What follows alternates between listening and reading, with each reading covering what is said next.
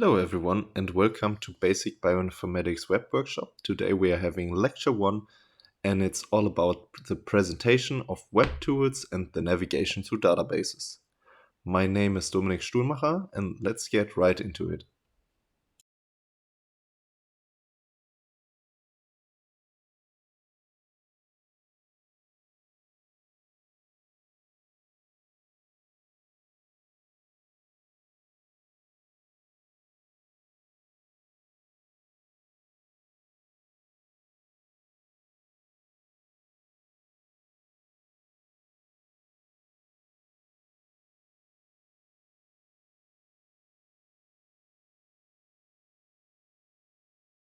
In this lecture I would like to introduce you to the main databases like UniProt, NCBI, XPacy, EMBLEBI, but also I would like to show some less known databases and their included web tools. First of all, I will give a brief introduction on each one of them and I show you a little bit about what can be done. Then in the end of each section, I will show you a live example and we go step by step through the database or the web tool.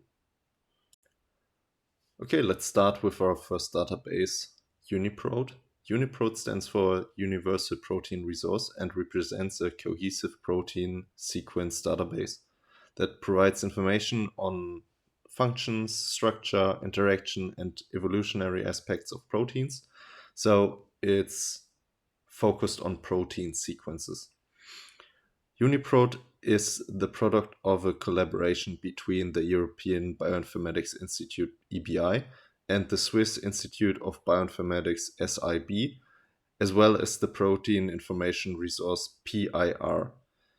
UniProt is separated in 4 main segments: UniProt KB, proteomes, UniRef, and UniPac. So first of all, the whole external source data, like all the sequences from proteins that are gathered by individual databanks, get passed on to UniPac, which is more or less the sequence archive of UniProt. And from there on, the sequences get passed to all the other subsegments of UniProt. And if we look, for example, at UniProt KB, which is the protein knowledge database, the individual sequence get annotated. And if you have a Tremble sequence, because there's a difference between annotation in Tremble sequences and SwissProt sequences, in Tremble they're automatically annotated by an algorithm, and in SwissProt they are manually annotated and reviewed due to biocurators or from publications. And those sequences, like the SwissProt sequences, most often get used as reference sequences. Then we have proteomes. That is a component of UniProt that provides complete sets of proteins from fully sequenced organisms. UniRef, on the other hand, also referred as reference clusters, is a component of UniProt that clusters protein sequence from UniProt KB and other databases based on sequence similarity. So UniRef reduces redundancy in the protein sequence data by grouping similar sequences together and making it easy to analyze and compare large sets of protein data. Okay, now since I've introduced you to the main functions of UniProt, I would like to proceed on the actual web page and show you the features. Okay, this is the surface of UniProt. In the top left corner you can find some web tools. We are not getting into detail on that. If you're interested in this special web tools here on UniProt, I will link you a video in the attachment of this lecture, but we're getting in later lectures into BLAST and aligning strategies, so we will skip this for now on. In the top right corner you can see the UniProt version you're currently running on. So this is the first release in 2023. Here in the center you have your search bar. UniProt KB is already selected, but you can also select the other subsegments as well as some other stuff. Here are the subsegments: UniProt KB, proteomes, UniRef, UniPark. Like I've already mentioned, UniPark as the archive of all sequences has now a total of over 500 million sequences listed. Here on the side you can select all the originating databases that the sequences derive from. Okay, that's all you need to know about UniPark. Let's return and go to UniRef. Here you see the percentage of identity within the clusters, and those are the amounts of clusters. So with 100% identity, you see more or less redundant sequences that are clustered. However, if you lower the amount of identity to 50, you actually can see that there are bigger clusters, like here with 83 members. Still, this is most commonly from a very similar organism within a family or the same organism. We can look at this and we see it's quite homologous. Yeah. So you can search for your, let's say, individual example protein that you want to cluster, like hemoglobin, for example. And it gives you, let's reduce to 50%, clusters of quite homologous results within a family. So not only have you now clustered the hemoglobin, but also clustered it by organism families. Okay, let's go on with the next sub-segment. This time proteomes. Proteomes, as I already mentioned, you can see here the whole proteomes of different organism groups and organisms, like for instance Homo sapiens. You here have a lot of information, and from there on you have a list of all the entries, and most of them are already reviewed, so you see it through the golden mark here, which stands for SwissProt, and here you have some publications, but that's more or less about it when it comes to proteomes. Finally, we return to UniProt KB. This is the database where you can find the reviewed and unreviewed sequences that are either automatically annotated in Tremble or manually annotated and reviewed in SwissProt. All SwissProt sequences can be seen as marked with those golden or yellow symbols. Then on the side you can select certain parameters, but in general you're searching for a specific protein, so you can type in either a protein name, a gene name, an organism, or the entry if you know the number or code. So for example, let's return to hemoglobin.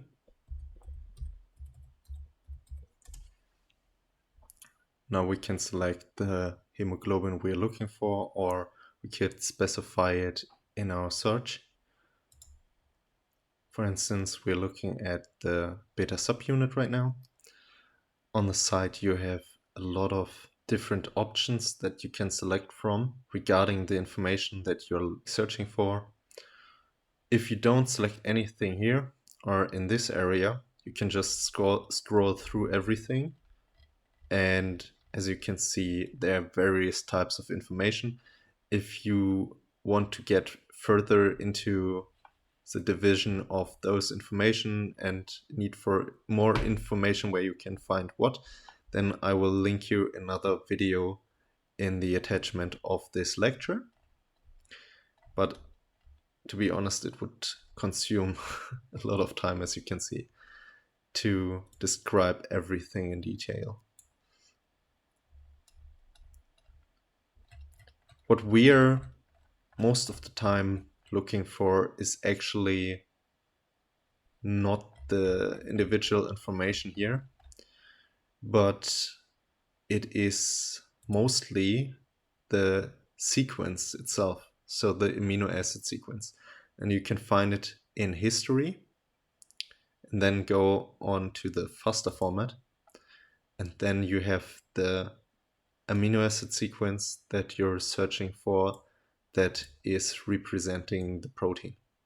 And from that you can gather various types of information for yourself or compare it to other proteins. Okay, that's about it when it comes to UniProt. Now that we have finished UniProt, which is a protein sequence database, we want to continue with another protein database. Next up is PDB, which stands for Protein Data Bank. The Protein Data Bank stores and shares three-dimensional structures of biological macromolecules, such as protein, nucleic acids, and other complex assemblies.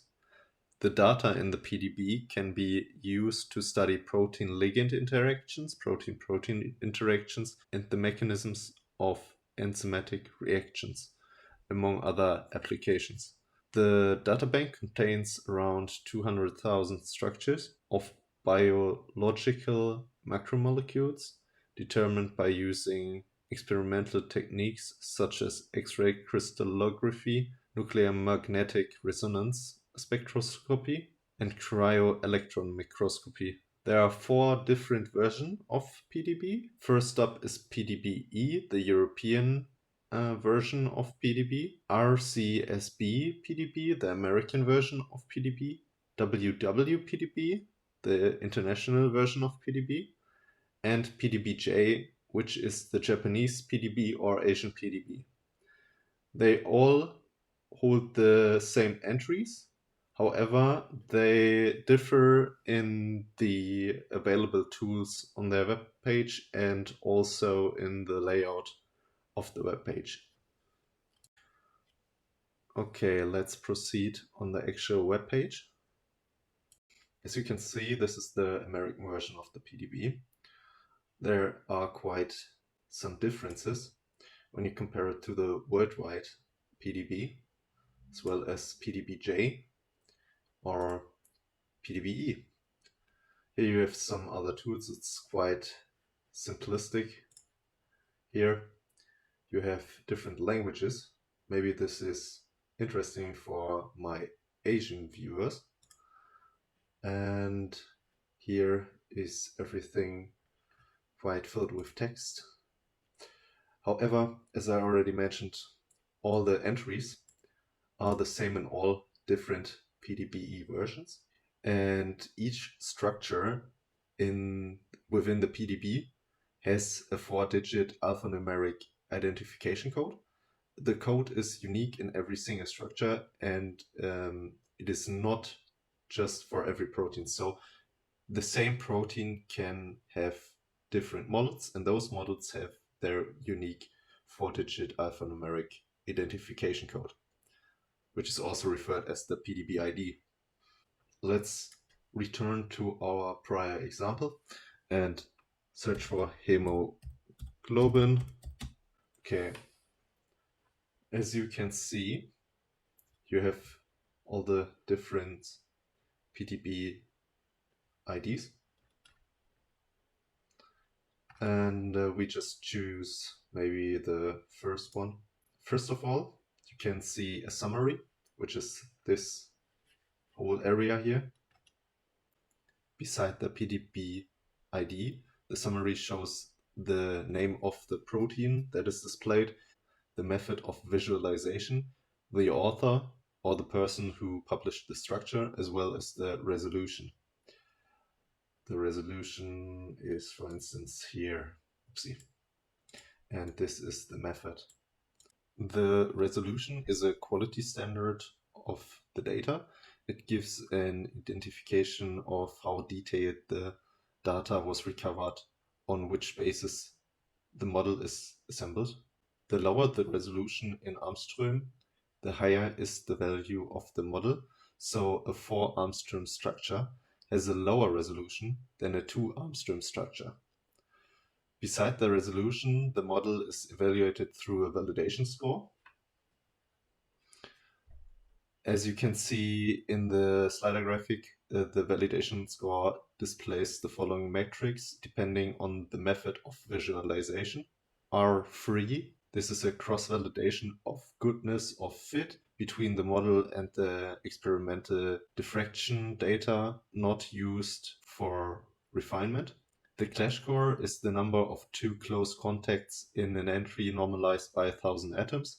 The Ramachandran outliers is a friction of polypeptide residues deemed to have very unusual backbone conformation.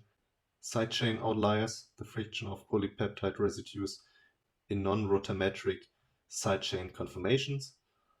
Then you have RSRZ outliers. This is the fraction of polypeptide or polynucleotide residues that do not fit the electron density well when compared with other instances of the same residue in structure at similar resolutions.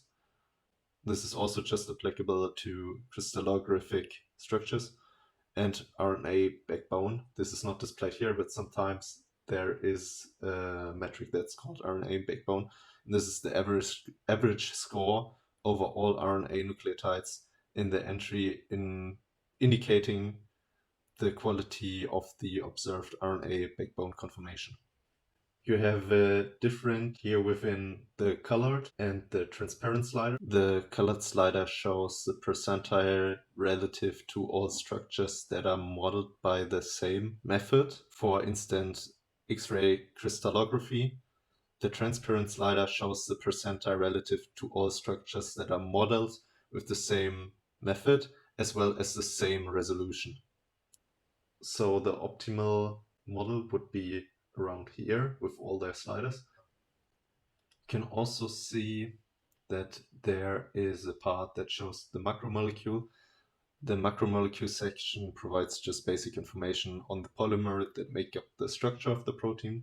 So there's 2 chains, the A and the C chain that is displayed in this model. Then the sequence length, the organism that it derives, and the number of mutations. Alright, if we scroll down a little bit, we can see additional information regarding the amino acid sequence. Once again, this is the UniProt reference sequence. Also, we have additional information about the hydrophysi and how the single amino acids play a role within the structure. Then if we scroll down, we can take a look at the small molecules. This is a section where ligands and ions are shown, which are basically the active part of the protein. If we, for instance, want to study those ligands more in depth, then we can take a look at the 3D interaction. As you can see right here, this is called MolStar. This is a web application within PDB that visualizes all the structures and all the molecules. And the part that is highlighted right now is the reference ligand N. But within MolStar, you can visualize each individual molecule and also play a little bit around with it. You can here highlight certain elements of the molecule, also make like the water molecules within the model disappear, and you can select different fractions of the molecule, and those are then shown in the amino acid structure, as you can see in the top bar. So you always know where you are right now within the structure. If we go back, we can also open this right away for the whole molecule. So yeah. But That's about it for PDB. You can figure everything regarding MoStar out for yourself.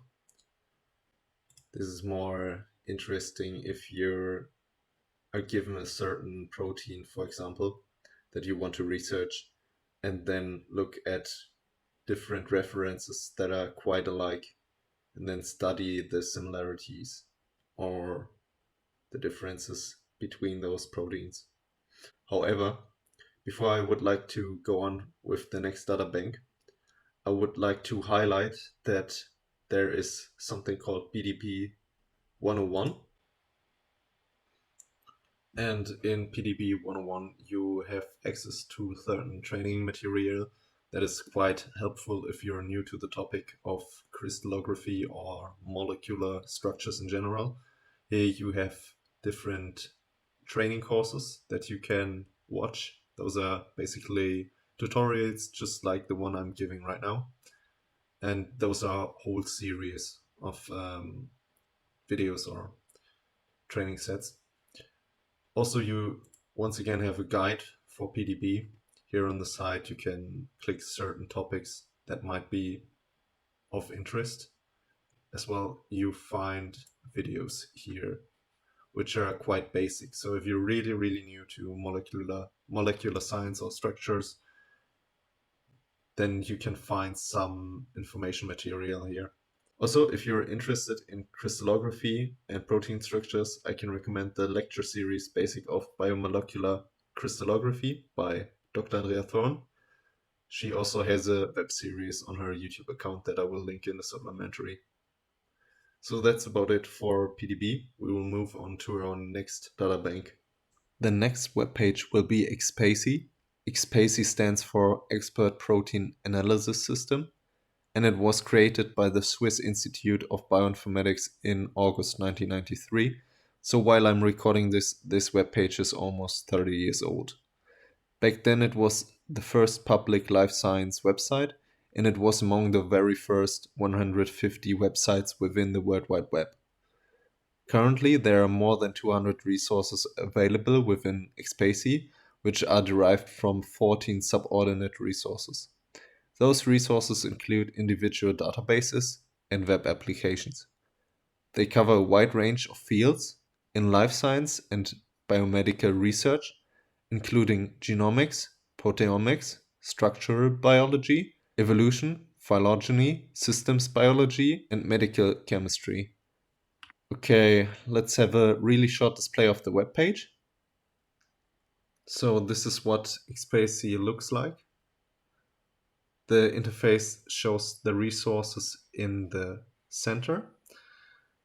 Like I was referring to superordinate resources, those are here above. And if we scroll down a little bit, those are the subordinate resources. So there are quite a lot. To be honest, the individual resources are very topic specific, so navigating within them is challenging, especially for beginners. As a beginner, it can seem overwhelming at first, but with a little guidance, you can navigate through the resources efficiently. So this is where the search bar comes in handy. The search bar can search for resources within the regular search, but there's also something like a cross-resource search. So if you're searching for a specific resource that you know the name of, you can search for it and the normal search will find the resource. However, if you're searching for something specific, like in our previous example, we were searching for hemoglobin. Maybe let's do this.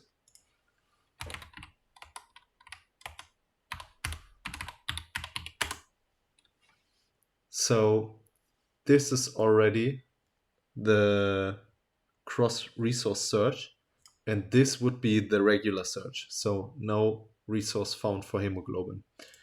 However, due to the cross-resource search, we are able to find everything about hemoglobin within certain resources. As you can see, the number of hits here highlighted. Beside the top bar, there's also a filter panel here on the left side. There you can categorize the resources as you wish, or regarding the area you're interested in. For instance, if I'm really interested into evolution and phylogeny, I will just click here and it shows me all the resources associated with those topics. If I want to be a little bit more precise and I'm just interested in evolutionary topics, then I will just choose this here. And now I have a reduction within resources. So let's return. As you can see, the entirety of all resources is too large to present everything in detail. Therefore, it is advisable to first familiarize yourself with the superordinate resources. For this purpose, it is enough to understand the rough benefits and differences of these. After you've determined your specific needs regarding your research goal, you should be able to identify the particular resource or tool that aligns with your requirements. In order to gain a comprehensive understanding of the selected database or web tool, the video guide as well as the associated publication should be studied in detail. From there on, it's more or less an iterative approach between application and investigation. So I show you where you find those resources like the video guide and the publication of each one. For an example, let's say you're really into gene expression, then we should choose BG, for instance. As we click on BG, you have once again a short introduction. So BG includes a knowledge base with expert curation and a software tool for gene expression data.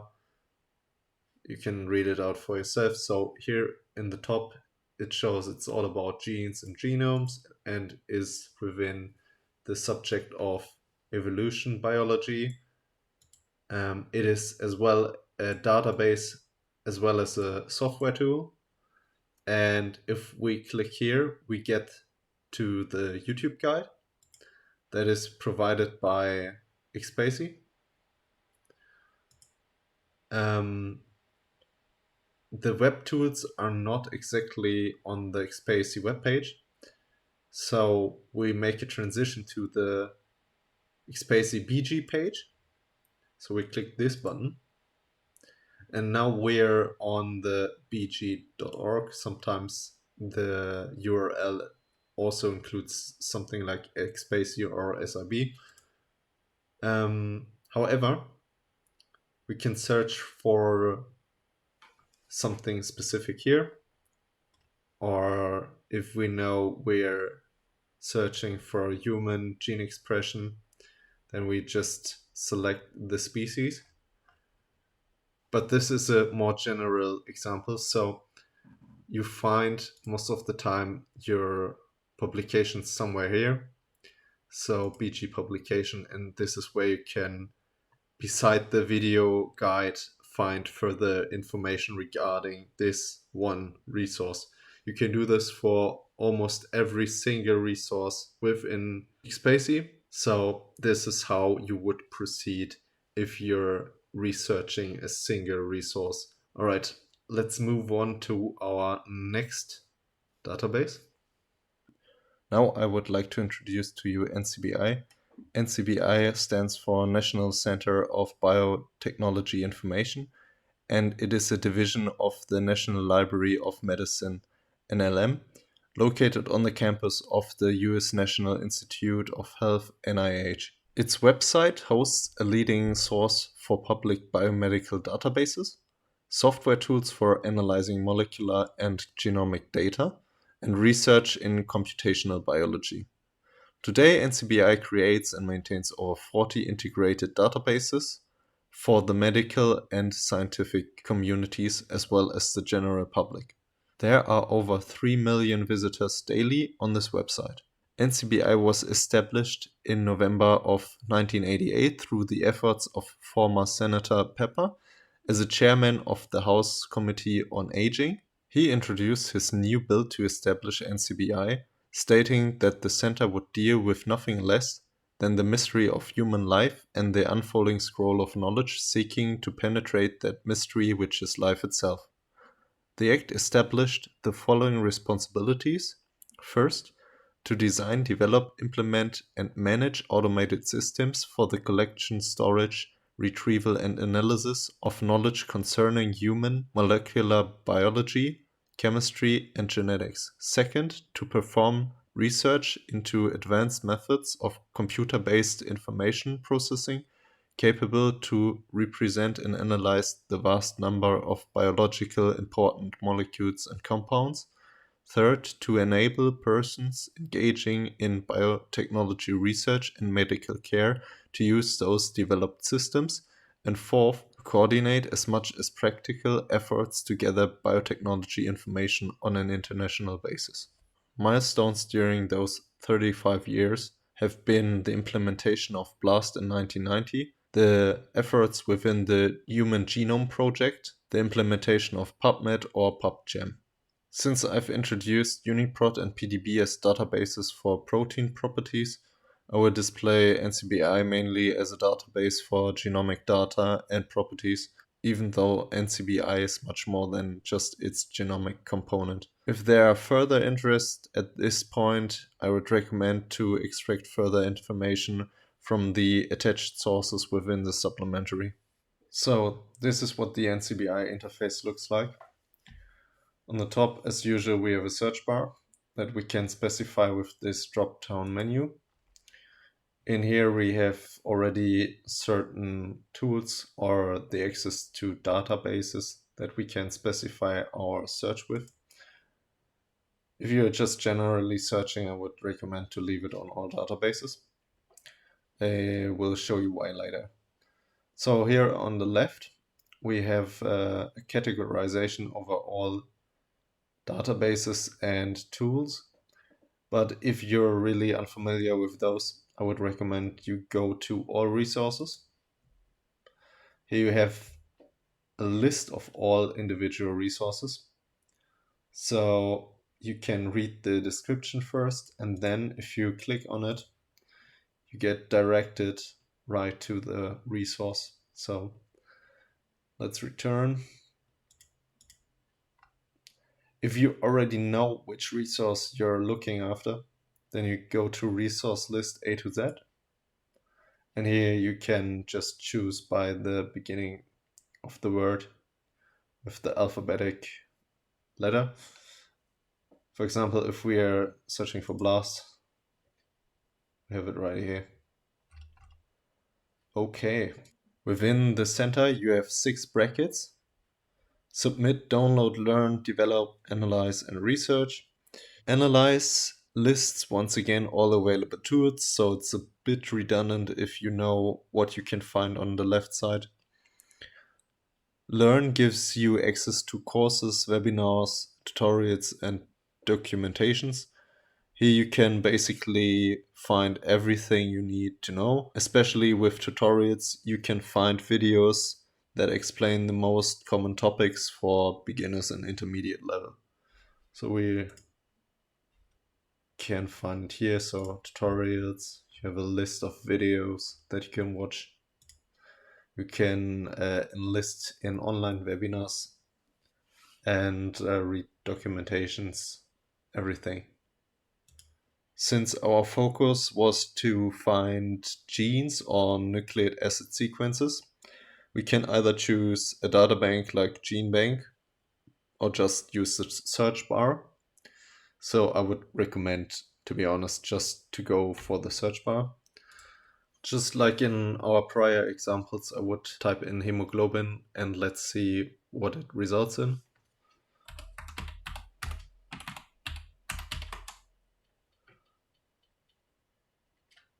Okay, as you can see, there are already different forms of data. We are focusing here on the gene. So 9,900 entries. That's quite a lot. If this search does not satisfy your needs, you can try to narrow it down by using the filters on the left, or you can press advanced below the top bar. This can specify your search. However, I do not necessarily recommend doing this. hence it's not too user-friendly, especially for beginners. I would just select the third one because this is from Homo sapiens. This is the so-called gene record. It consists of different subsections. We can see them if we scroll through, or if we look on the right, we see the table of contents where they are all listed. So the first one is the summary. Here we can find several identification codes for our unique gene sequence. These will forward us to the selected gene within NCBI's analytical resource tools like Assemble, OMIM, or GeneBank. Next up is the genomic context. This tells us that we are dealing with 3 exons within the whole sequence, as well as the exact location of these within the chromosome. Next up is the section genomic regions, transcripts, and products. This shows us where, once again, where the gene is located within the chromosome. This is a more detailed viewer for sequences and gives additional informations. However, this is an assembly that was constructed within the Human Genome Project. If you're only interested in the reference sequence, you can choose it here.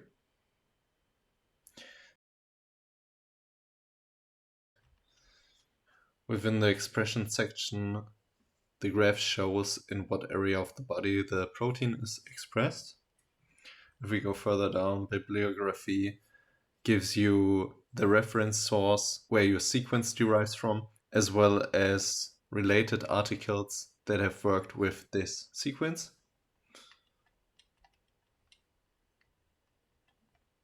The phenotype section reports, as the name suggests, the effect of the gene on the phenotype. As we can see, here are other mutants displayed that results in other phenotypes, and therefore, in our example, these are often associated with diseases. This section can hold more or less similar results as within the variation viewer, since the results align. In case you wonder, variation viewer is just another tool within NCBI that lets you see different variation or mutations of single gene or protein. If we go on, you can see several more subsections. Some of them I consider less useful.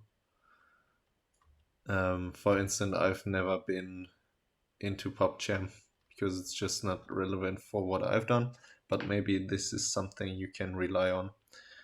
What I would say is more or less important is the subsection interaction.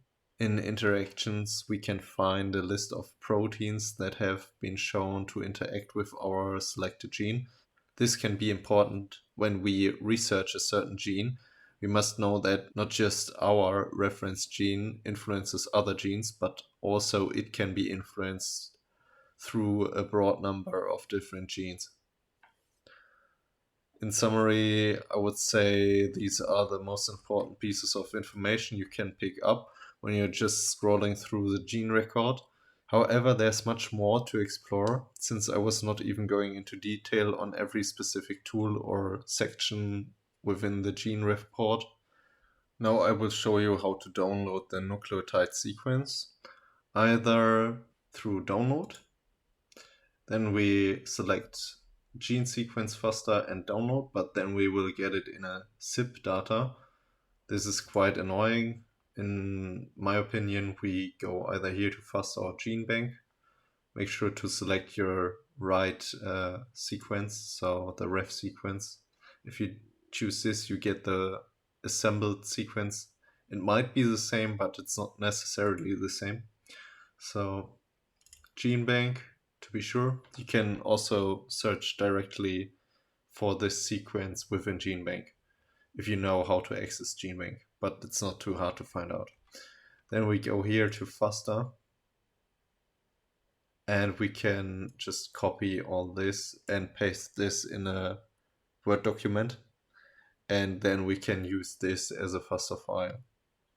so it's not very hard. That's all I will show you in this quick introduction. Now it's your turn to explore. Don't hesitate to try out some new tools for yourself. If you need further guidance, you can return to all resources and read the description of the individual tool, or you can go to learn and watch the tutorial material. This will not be the last time that we show some NCBI content. In the following lecture, we will take a look at NCBI's most well-known tool, BLAST. But for now, I will continue with our next database. Now I would like to introduce EMBLEBI, but I will keep it short as the institution introduces itself in an extensive video. This video can be found in the supplement of this lecture. In general, EMBLEBI is a European intergovernmental organization that is part of the European Molecular Laboratory, EMBL, where EBI stands for European Bioinformatics Institute. It has 28 member states and one associate member, that is Australia. Just like the previous databases I've introduced, EBI hosts a wide variety of resources containing data collections and various tools, as you can see on the slide. Some of these resources have already been mentioned, such as PDBE or UniProt. For this reason, I will not go into detail about the individual resources within EBI. Furthermore, I would like to highlight the training opportunities that EBI offers. EBI not only represents its own resources, entire courses are available with topics ranging from general bioinformatics to specific tools from other sites. For example, beginners may choose courses such as Introductory Bioinformatics or Bioinformatics for the Terrified, and Introduction to the Science of Bioinformatics. In total, about 300 individual on-demand training sessions are offered. With the freely available material, EBI offers everyone the opportunity to understand and apply bioinformatic methods without prior knowledge. That's about it with EMBL-EBI. Now I will get into the less known databases. First up is NCBI LiveMap. It is an interactive tool to explore taxonomic relations. The concept used is similar to the one in Google Maps. This tool can help beginners to find their way around the taxonomy. It can also be used as a general reference, for example, in your own phylogenetic studies. In my opinion, the tool is clearer than the NCBI taxonomy browser, even though it lacks additional information. Next up is the website of Katsuza DNA Research Institute. It offers various databases of human and plant origin. One database I would like to highlight is the codon usage database. Here, the frequency of the coding codons of a species is displayed. The codon usage of every sequence or partially sequenced organism is available.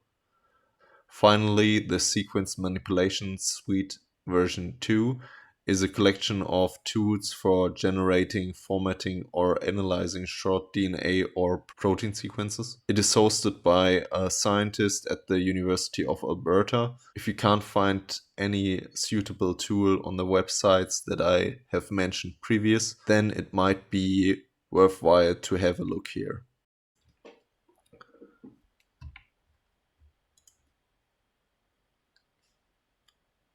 To conclude our first lecture, I would like to take this opportunity to review some key points for each section. UniProt, as the name suggests, can be remembered as a universal protein database, as well as PDB, but PDB is more the database of choice when the three-dimensional structure becomes relevant to your research. XPacy offers a variety of different tools that can be used for a wide range of bioanalytical applications. NCBI and EMBL-EBI are two comprehensive databases. I especially recommend their subordinate databases for gene and genome research. Beside large datasets, they offer a considerable number of tools, similar to XPacy. Especially EMBL-EBI offers excellent educational content. Now it's up to you to take action. If you need more information about a particular database, I suggest you take a look at the supplement to Lecture 1. There you will find external links to more detailed information. Thank you for watching this video to the end.